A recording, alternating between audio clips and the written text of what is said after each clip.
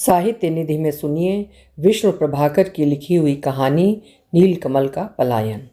विष्णु प्रभाकर जी आधुनिक हिंदी साहित्य में अपनी कालजयी रचनाओं के लिए जाने जाते हैं। साहित्य जगत में अपना विशेष योगदान देने के लिए उन्हें भारत सरकार द्वारा पद्म भूषण तथा साहित्य अकादमी पुरस्कार व कई गैर सरकारी पुरस्कारों से सम्मानित किया जा चुका है। प्रस्तुत है कहानी नीलकमल का पलायन। नीलकमल से मेरी भेंट अचानक ही नहीं हुई। रंगून की मुगल स्ट्रीट के 5वें तल्ले पर कई दिनों तक मुझे उनकी राह देखनी पड़ी थी और आज भी मैं विश्वास से कह सकता हूँ कि उनसे मिलकर मुझे दुख नहीं हुआ। छी छी की बात कैसे आरंभ में आ गई? देखने सुनने में कोई ऐब नहीं था। उनके सामने वर्ण में आकर्षण था और उनके नयन ऐसे थे जैसे किसी बूढ़े मृग ने वारुणी का सेवन किया हो। जब वो मुझसे मिलने आए तो एक विदेशी की तरह उन्होंने मेरा कायिक स्वागत नहीं किया, बल्कि युग युग से परिचित की तरह पहले थोड़ा झिझके, परंतु दूसरे क्षण उनका मुक्त प्रवाह मुझे और मेरे साथी को बहा ले गया। मैं जानता था कि तुम आ रहे हो, उन्होंने दृढ़ स्वर में कहा। मैंने बड़े परिश्रम से तुम्हारे लिए सामग्री इकट्ठी की है। सच तो ये है कि तुम जिनके पीछे यहाँ तक आए हो वो मेरा भी प्रिय मित्र है। और उन्होंने प्रियतमा के पहले पत्र की तरह एक जर्जर नोटबुक बड़े स्नेह से अपने थैले से निकाली। पढ़ने लगे। वो सन 1903 में यहाँ आए थे। 36वीं गली में रहते थे। उनका रूप सुंदर नहीं था, परंतु उनका कंठ बड़ा मधुर था। Keep your mouth shut up, you are a child before me, Neelkamal ने तुरंत कुछ कंपित स्वर में कहा और फिर उस क्रोध को दूर करने के लिए उन्हें काफ़ी देर तक बोलना पड़ा। मणि का परिचय यदि मैं मृग शावक कहकर दूं तो कुछ भी अत्युक्ति न होगी। गौर वर्ण, स्निग्ध लघु मुख और सदा मुस्कुराते नयन। पूरा भाषण सुनने के बाद उसने कहा, यह सब तो अमुक पुस्तक में लिखा है, कुछ नया बताओ मिस्टर नीलकमल, ये इतनी दूर से आए हैं। Keep your mouth shut up, you are a child before me, इसमें कोई संदेह नहीं, परंतु आखिर बीच में बोलना पड़ा। आपका बहुत आभारी हूँ मिस्टर नीलकमल। उस समय के कुछ लोग अभी जीवित होंगे, शायद उनसे मिलकर। गॉड ब्लेस यू, मिलकर देखिए, पर है कुछ नहीं, सब खोखले हैं, दूर के ढोल, कई वर्ष लगाए हैं। फिर सिगरेट का कश खींचा और हंसकर कहा, सब कुछ देख चुका हूँ, पाथेर दावी के एक एक स्थल से परिचित हूँ। बस बाबा जरा कार का इंतज़ाम कर देना, बीबी के पैर में न जाने क्या हो गया है, डॉक्टर चीरा लगा देगा, बेचारी, उसको वहाँ से लेकर घर छोड़ना होगा। नीलकमल किस जाति, धर्म अथवा प्रांत के हैं ये बताने से कोई लाभ नहीं।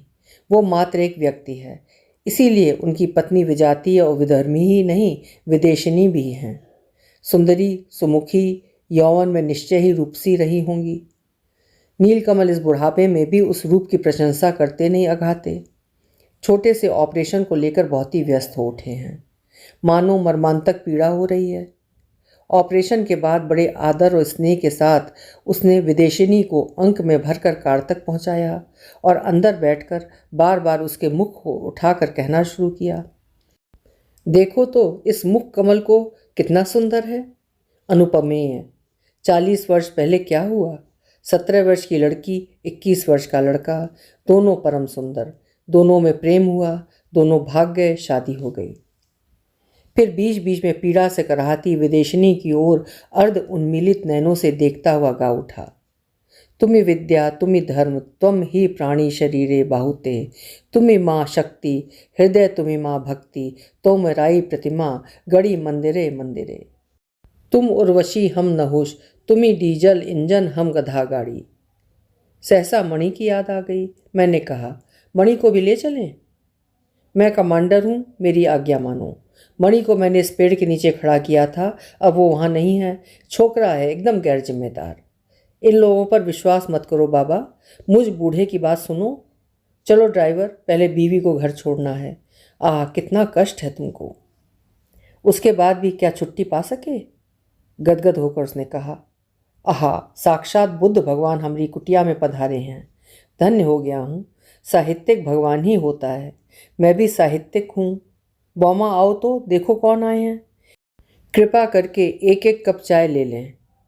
गरीबों का मोहल्ला, काठ के मकान, कच्चा फर्श, आगे की बैठक में पुस्तकों का बेतरतीब ढेर, आदिम युग की एक लंगड़ी मेज, भुजाहीन एक कुर्सी, स्टूल, रैक और इधर उधर बिखरे अनेक भाषाओं के अनेक अखबार, जैसे ये सब उसके स्वभाव से पूर्ण परिचित थे। सहसा एक एक करके उनकी तीनों पुत्रियां वहां आ गईं, तीनों सौम्य सुंदर, जैसे माँ की प्रतिकृति हों। बौमा कहकर जिसे संबोधित किया गया था उसी को दिखाकर नीलकमल ने कहा, बौमा मेरी माँ है, इस बार बेटी होकर आई है। आहा, क्या रूप है मेरी बेटी का, इस देश की स्टार नंबर 1 होगी। नीलकमल की वक्तृत्व कला का स्रोत अक्षय था। पुत्रियों के रूप गुण से सहसा वो अपने वेतन पर आ गया। बोला, मुझको 350 रुपये मासिक वेतन मिलता है। बड़ा बेटा सेना में कप्तान है। माँ को 65 रुपये महीना भेजता है। माँ ही सब कुछ है, माँ का राज्य है। हम तो उस राज के क्षुद्रातिक क्षुद्र सेवक हैं। हनुमान हैं, आहा, हनुमान की पूछ भी नहीं है। जरा ऑटोग्राफ बुक में अपने हस्ताक्षर तो बना दीजिए। भगवान की स्मृति गरीब की कुटिया में अमर हो जाएगी। प्रेम के बारे में कुछ लिख दीजिए। प्रेम ही एकमात्र शक्ति है। हाँ बौमा, लाना तो ऑटोग्राफ बुक। आहा, मेरी कविता की पुस्तक पढ़ी तुमने? कलकत्ता से कवि शेखर ने मुझे 3 पन्नों का पत्र लिखा है। क्या प्रशंसा की है मेरे जैसे मूर्ख की। God bless you. किसान का गीत उन्हें बहुत प्रिय है। और उसने गाना शुरू किया। We sing the song of cultivation grain, dig the soil, a day's deal, with spade in hand drenching in rain. अगर बौमा चाय के प्याले लेकर ना आती तो नीलकमल का सुमधुर अभियान संगीत क्या रुक पाता। वो भंगिमा देखने की चीज़ थी।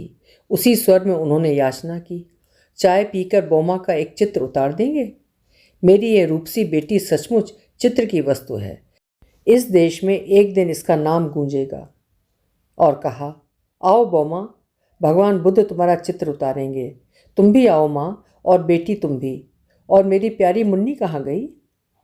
और वो बेहद व्यस्त हो उठे। ऑटोग्राफ और फोटोग्राफ, इन सब से निबटते निबटते धूप में तेजी आ गई। नीलकमल ने माफ़ी मांगी और तुरंत ड्राइवर को लोअर पोजुनडंग रोड की ओर चलने का आदेश दिया। काफ़ी दूर चलने के बाद वो एक स्थान पर उतर पड़े। वो देखो, वही 14 नवंबर था। युद्ध काल में बम वर्षा ने कुछ नहीं छोड़ा। ओह, वो भयानक दृश्य। ऊपर दृष्टि उठाकर हाथ जोड़े, कहा, तब मैं उत्तर में था।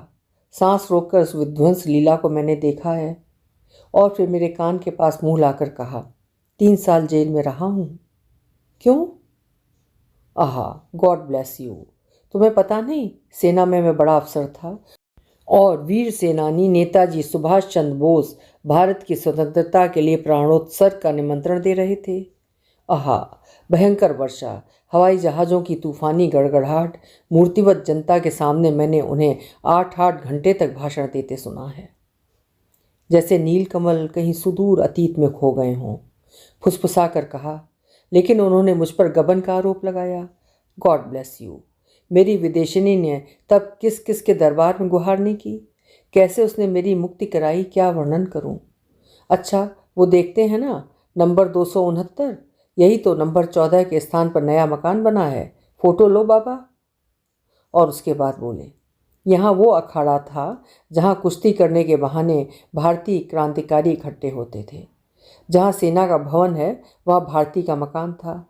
उस तूफानी रात में उसी मकान में सबने सव्यसाची को जाते देखा था। वो देखो उधर, वहाँ बढ़ई लुहार आदि गरीब लोग रहते थे। आओ उधर आओ, क्रीक दिखाता हूँ। यहीं से छिपा कर नाव ले जाते थे और उधर मंकी पॉइंट की तरफ सव्यसाची के छिपने का स्थान था। मैंने तुम्हारे लिए सब कुछ घूम घूम कर देखा है। ठाकुरदा का होटल देखोगे? आहा, अब तो वहाँ मस्जिद है। नीलकमल की व्यस्तता कम नहीं हो रही थी और उत्सुकता के कारण मुझे सब अच्छा ही लग रहा था। इसीलिए लौटते समय 1 बज गया। मार्ग में सहसा नीलकमल ने कहा, मुझे खाना खिलाओगे? महान विपत्ति, मैं स्वयं किसी का मेहमान हूँ। कुछ कहता तभी ड्राइवर बोल उठा, चलिए, वहाँ क्या कमी है। नीलकमल ने कहा, देखो भाई, तुम तो जानते ही हो, दाएं मोड़ पर नुक्कड़ पर कार रोक लेना। आज बहुत मेहनत की है, बस 2 मिनट में आता हूँ। उस 2 मिनट का अर्थ भोजन की मेज पर समझ में आ सका। नीलकमल की मस्ती देखते ही बनती थी। बोला, प्रेम किया है आपने कभी? आहा, प्रेम किया था चंडीदास ने। और उसने गाना शुरू किया। पीरिति रसयते ढाल प्राण मन, दिया छि तुम्हारे पाए, तुमि मोर गति तुमि मोर पति, मन नाहि आन भाए। सती वा अस्ति तो माते विदित, भाल मंद नाहि जाने, कहे चंडीदास पाप पुण्य मम, तोमार चरण खाने। आहा, और रूप माधुरी पासरिते नारी, की दिए करिब बश, तुमिते तंत्र तुमिसे मंत्र, तुमि उपासना रस। तुम सब साहित्यिक हो, एक प्रेम के पुजारी के पीछे पागल हो। जानते हो जब प्रेम उबजता है तो क्या होता है? सखी की पुछ से अनुभव मोए, सोई पीरित अनुराग बखाने ते, तिले तिले नूतन होए। जन्म अवधि हम रूप निहारल, नयन न निर्पित भेल, सेहो मधुर बोल श्रवणहि, सुनल श्रुत पथे परस न गेल। विद्यापति कह प्राण जुड़ाइत, लाखे न मिलल एक। न जाने कब खाना समाप्त हुआ, पर देखा वो हाथ में ग्रास लिए कहीं दूर, अति दूर पहुंच गए हैं। ठुमक चलत रामचंद्र बाजत पैजनिया, किलक किलक उठत गाए, फिरत भूमि लटपटाए, धाय मुहे गोद लेके दशरथ की रनिया। खाना खाओ भाई नीलकमल। नीलकमल ने आंखें खोली।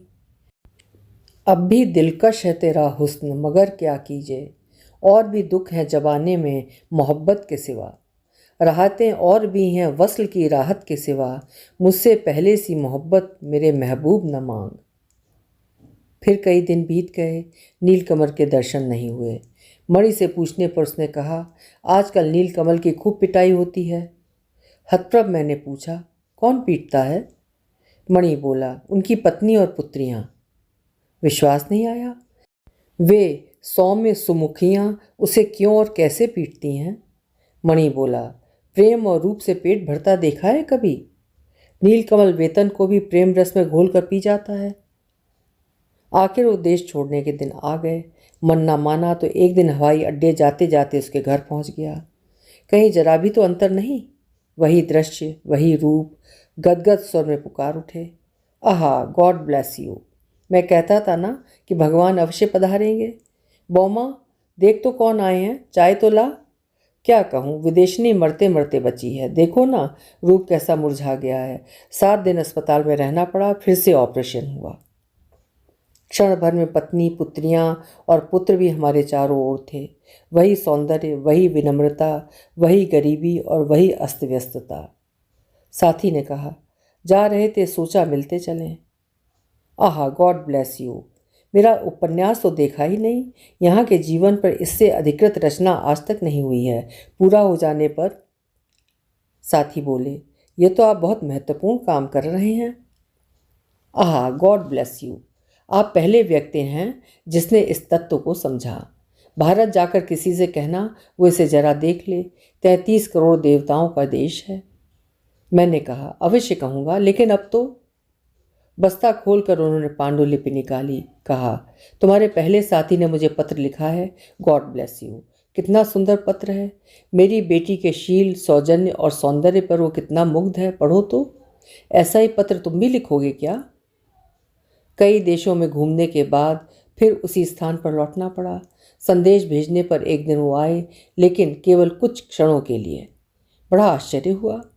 बोले, जा रहे हो? कुछ सामग्री मिली?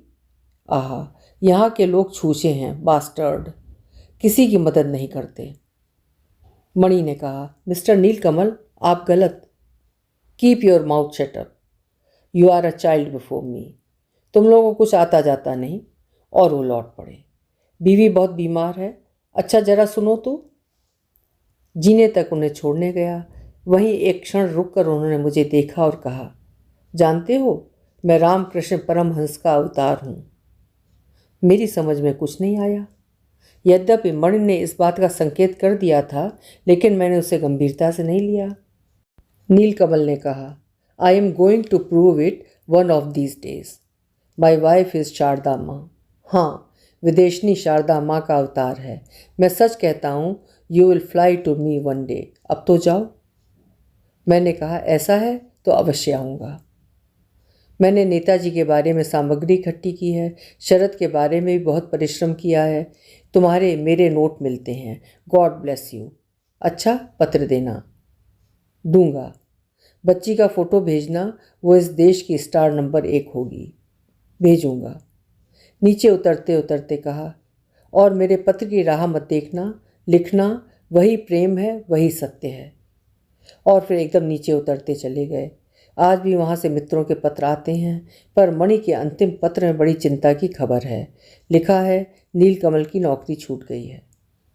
पढ़कर दर्द हुआ। माना कि रामकृष्ण परमहंस नौकरी नहीं करते थे, पर नीलकमल का ये पलायन। अब जाने दो, इसका फैसला करना मेरा काम नहीं है। अभी आप सुन रहे थे विष्णु प्रभाकर जी की लिखी हुई कहानी नीलकमल का पलायन। ये कहानी सन 1960 में प्रकाशित हुई थी। कल फिर मिलेंगे। आपका समय शुभ हो।